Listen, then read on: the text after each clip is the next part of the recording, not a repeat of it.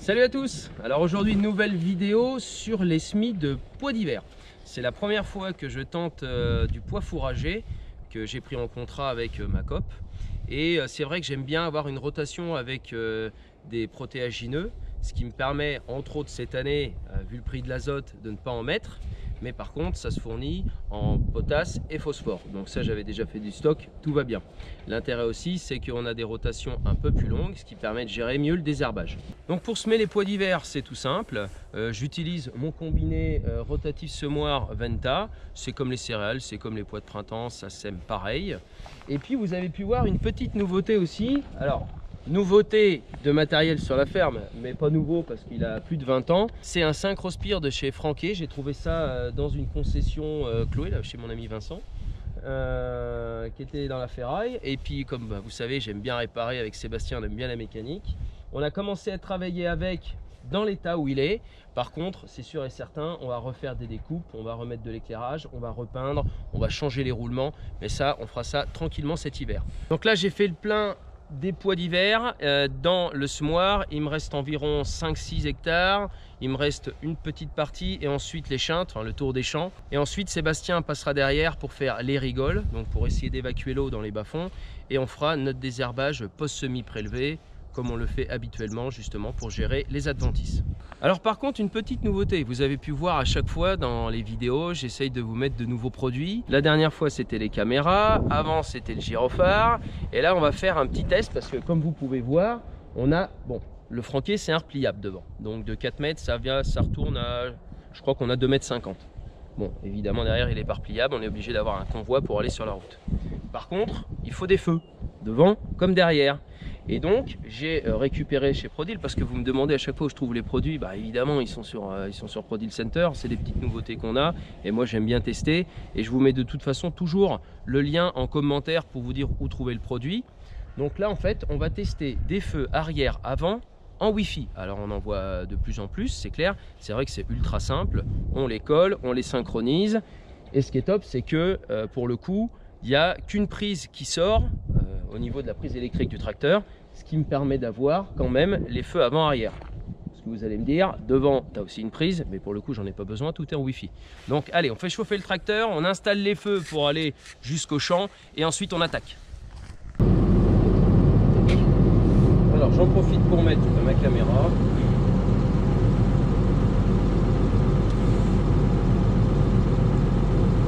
Parce que ça c'est important, sachant que j'arrive en bout de champ.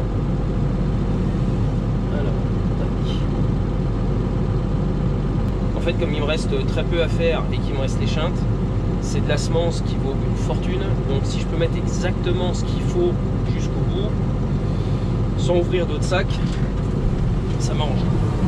Donc là en fait on a un kit de signalisation avant, un kit de signalisation arrière. Alors ça c'est un fournisseur, un copain qui bosse avec Prodil depuis 11 ans. Merci Olivier. Et à chaque fois on teste des trucs. Alors, donc on a nos feux, donc ça c'est les feux arrière. Vous avez un petit L pour left, un petit R pour right. Donc ça se recharge à l'USB. Alors ça c'est la prise qui vient se mettre derrière. Alors ça c'était l'ancienne, je vais vous expliquer. Ça c'est la nouvelle. Vous pouvez voir, il y en a un qui est plus long que l'autre. Donc en fait ça c'est un buscan, c'est pour éviter les problématiques avec les codes erreurs qu'on peut avoir. Donc maintenant il est intégré, donc pour le coup je ne vais pas prendre celle-ci, je vais prendre le petit, sachant que je les ai déjà synchronisés avant. Donc normalement si on les allume, ça devrait se mettre facilement. Là vous avez des petits boutons pour les allumer, on appuie une seconde, ça suffit. Donc les éclairages de plaque s'allument, donc ça c'est bon. Ah, la batterie. Tac. Allez, je vais chercher ceux de devant. Alors en fait, on peut voir qu'ils sont connectés parce qu'il y a une petite diode qui s'allume là et là. Alors pour les synchroniser, en gros, j'ai d'abord mis la prise, j'ai appuyé sur le bouton pendant 10 secondes. Et ça a venu chercher la synchro tout simplement. Donc pareil, right, Donc ride, c'est quand on est dans le sens de l'avancement. Qui fait avoir aussi.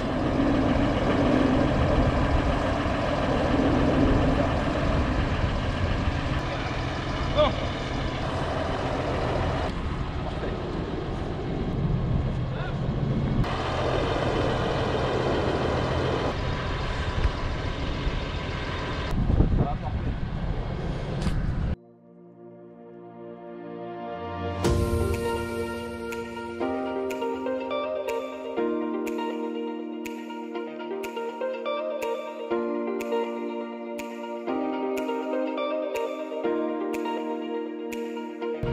Vous avez pu voir, hein, facile d'installation, pratique. Donc là, je rappuie dessus une seconde. Tac, les LED s'éteignent. Toujours le petit, la petite loupiote d'allumé pour montrer qu'elle est bien en contact. Donc on va ranger ça. Donc voilà, la petite valise. Donc en fait, il y a un allume-cigare. Donc pour pouvoir brancher l'USB, en fait, vous avez deux petites sorties pour les brancher tous les deux. Alors, il faut savoir que en temps d'utilisation, ceux de devant c'est entre 8 et 10 heures et ceux de l'arrière c'est environ 6 à 8 heures. C'est normal parce que vous avez plus d'éclairage à l'arrière, c'est logique. Et en temps de recharge, parce que ça vous pouvez évidemment le brancher aussi sur secteur quand vous avez un adaptateur. En secteur, je crois que ça doit être 2 heures, 2 heures et demie. Et si vous le laissez sur votre allume-cigare comme moi je le fais pour la caméra, eh bien c'est environ 5 heures, 5 heures et demie. Donc le plus simple c'est de le faire tranquillement à la maison. Et puis après, voilà, après on s'en sert pas tout le temps, hein. C'est quand on est sur la route, voilà, on est quand même tranquille un petit peu de temps. Vous avez l'allume-cigare si vous avez vraiment besoin de vous en servir. Et puis sinon tout est nickel. Donc je vous le redis, c'est dispo sur Prodigy. Je vous mettrai le petit lien. Bon, allez, on attaque. Donc là on est dans un champ de blé, on passe à côté. Donc il a été semé il y a, allez, à peine une semaine. Il commence juste à pointer le bout de son nez. Alors que de l'autre côté, on est quand même à plus de 2 semaines d'implantation. On voit déjà une belle levée, assez homogène, ça c'est top. Et ça c'était derrière les pois de printemps. Donc vous voyez vraiment une belle levée. Donc là en fait on a mis derrière les pois de printemps, j'avais mis un coup d'échômage de disque Aragon. Ça fait lever les mauvaises herbes. J'ai pu ensuite repasser un coup de broyeur, souvenez-vous justement pour pouvoir broyer la hauteur de repousse qu'il y avait. Et on a repassé un petit coup d'Aragon, Actisol semi. Voilà ce que ça donne. Donc c'est plutôt propre, belle levée. Il faut savoir quand même que cette année, on a eu quand même de belles conditions, ce qui nous a permis de bien semer, d'avoir de belles levées. Et il faut savoir, hein, tous les anciens vous le diront, une belle levée, des bons semis, c'est déjà 50% du rendement. Alors je suis content de mon investissement au niveau du franquier, c'est vrai que ça rappuie bien, ça affine un peu. Alors, je suis dans des limons battants, donc ça affine quand même un peu plus que prévu. Donc en fait, la rotative, je la fais tourner à 540 tours et pas 1000 tours. Si jamais il y a une pluie qui arrive juste derrière ça, je vais me retrouver avec une battance extrême. Alors là, pour les pois d'hiver, je vais pas le mettre tout simplement parce que ça affine beaucoup de trop. Et derrière, ça fait un boulot qui est trop lisse, ça me satisfait pas. Donc là, en fait, l'outil me sert tout simplement de masse. Et puis voilà.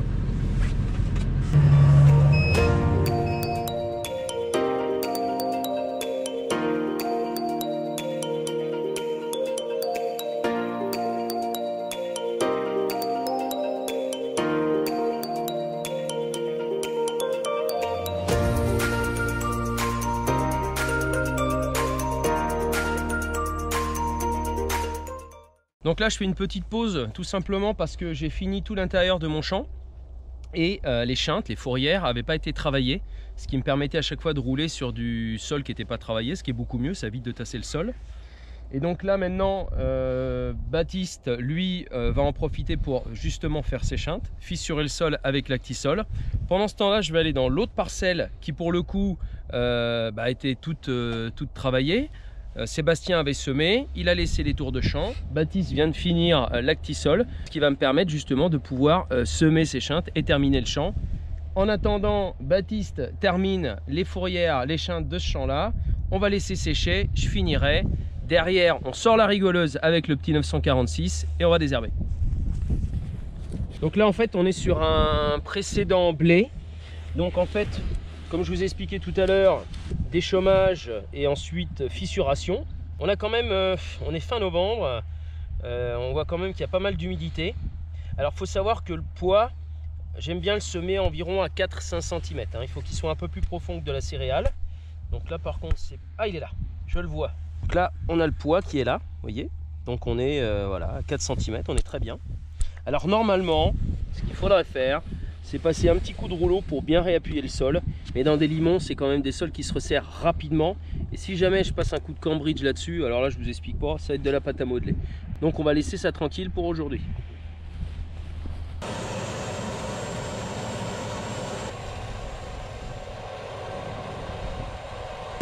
Comme je vous l'expliquais tout à l'heure, là je fais mes chintes, mes fourrières. Dans un autre champ, en fait il y a 2 champs de pois. On a environ 15 hectares en tout. C'est un petit champ de 5 hectares et demi. Bon, bah, vous faites le compte pour le reste. Par contre, c'est ce qu'on expliquait. Souvent, vous voyez, ça commence. C'est que là, on a des terres qui peuvent, dans les super conditions, être du jardin. Alors là, par contre, c'est de la gadoue.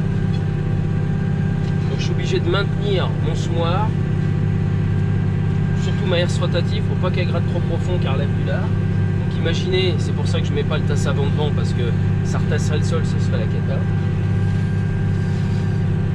Et là, c'est là où je m'étais embourbé l'année dernière avec la moissonneuse en plein été. Donc voilà, c'est pas compliqué.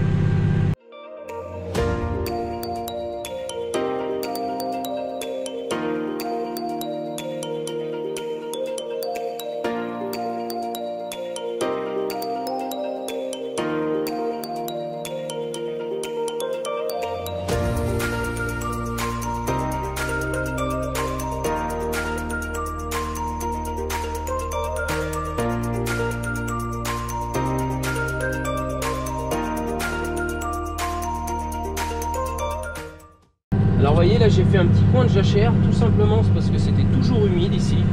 Le drainage ne va pas jusqu'à ici. Et je récoltais jamais rien, donc vous voyez j'ai fait une petite coupe dans la parcelle, justement pour pouvoir laisser tranquille ce coin là. De toute façon à chaque fois je m'embourbais. Donc on laisse ça tranquille, ça reste à l'abri du bois. Et bon, je vais vous montrer avec le tasse avant, là. La terre est un peu moins humide. Hop, allez, je mets le tasse avant.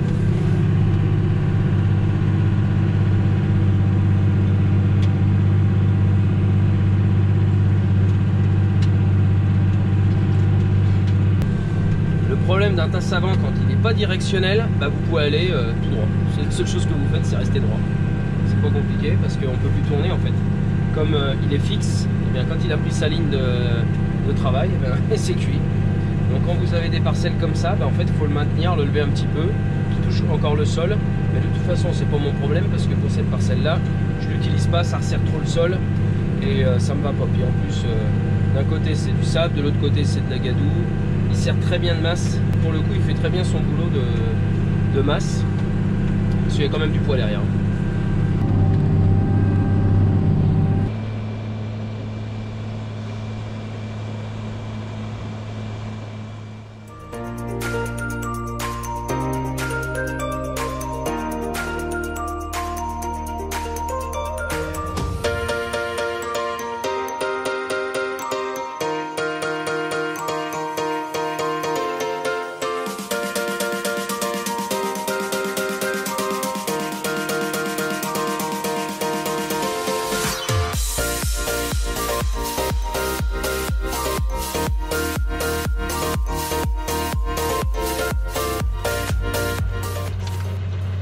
Bon, on fait une petite pause chargement de pois d'hiver. Il me reste plus qu'un semoir à faire pour terminer enfin les semis d'automne et donc les pois d'hiver. Et comme vous pouvez remarquer, je suis à côté de la charrue. Le corps est remonté. En fait, on l'a emmené chez un petit agent qui est à côté de chez nous, là, qui nous a fait ça bien pour pas trop cher. Je vais vous montrer un peu. Donc vous vous souvenez, les tensons avaient complètement arraché le support. Vous voyez, c'est plutôt propre, hein. Il a repositionné, recoupé, remis une plaque là. Donc c'est parfait. On a remis un petit coup de peinture. Donc nickel. Donc elle va avoir besoin, on lui mettra ensuite un bon coup de nettoyage, un coup de gasoil, et puis elle restera dans le fond du hangar.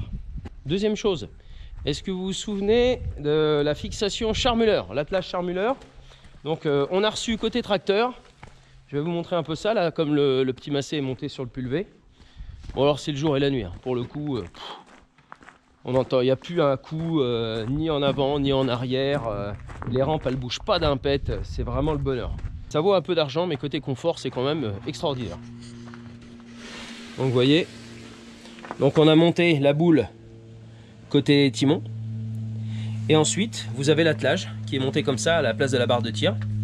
Donc vous enlevez tout simplement l'axe, vous levez. Là on a laissé 2 mm de jeu, que ça puisse quand même tourner dessus. Et vous avez le graisseur qui est ici évidemment, pour graisser l'intérieur, avec la boule qui se trouve juste dessous sous la cloche là. Non mais là pour le coup je peux vous assurer, c'est top. Ça m'a coûté un peu d'argent, mais au moins on a quelque chose qui va durer dans le temps. Et comme l'avait expliqué Pierre la dernière fois, eh bien on va essayer de garder les rampes dans la longévité, le pulvé aussi.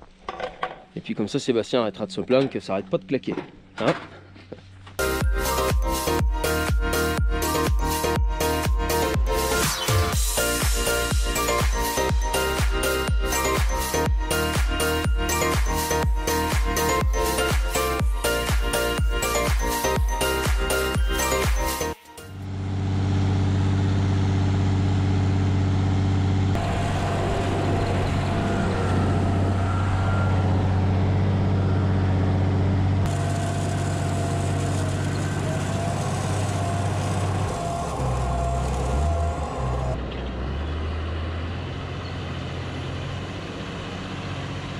Bon voilà, on est arrivé au bout de cette vidéo, donc on termine ces semis avec un peu de gras comme vous pouvez voir. Donc voilà, on a de la motte. Alors c'est intéressant quand même pour éviter la battance, mais il était temps de semer. On est fin novembre, donc voilà ce que ça donne. On a quand même des pois qui sont bien recouverts. On a semé à peu près 100 kg, un peu plus de 100 kg hectare. Donc c'est pois fourragés, c'est la première fois que j'en fais. De toute façon je vous tiendrai au courant au fur et à mesure, soit par des petites photos ou des vidéos, pour voir un petit peu la levée de ce pois fourragé. D'ailleurs mettez-moi dans les commentaires pour ceux qui en font, qu'est-ce que ça donne en rendement, j'aimerais bien savoir. On m'a annoncé dans les 20-25, donc voilà, bon bah c'est mieux payé, donc si à la fin je m'y retrouve, c'est bien. Si vous avez aimé cette vidéo, n'oubliez pas, partagez, likez. Allez aussi sur ma page Facebook Alexandre de ProDeal Center et l'Instagram. Comme ça je mets régulièrement des photos, des vidéos. Comme ça vous vous tenez un petit peu au courant de ce qui se passe sur l'exploitation, le matériel, la récolte, enfin un petit peu tout. Et puis comme je fais une vidéo toutes les 2 semaines, ça permet d'attendre jusqu'à la prochaine vidéo. Et je voulais aussi vous remercier parce que vous êtes de plus en plus nombreux à me suivre. J'ai des super commentaires. Quand je vous rencontre, j'ai toujours des bons retours. Et c'est quand même grâce à vous que cette chaîne elle tourne aujourd'hui. Moi je vous dis à très vite les amis. Ciao.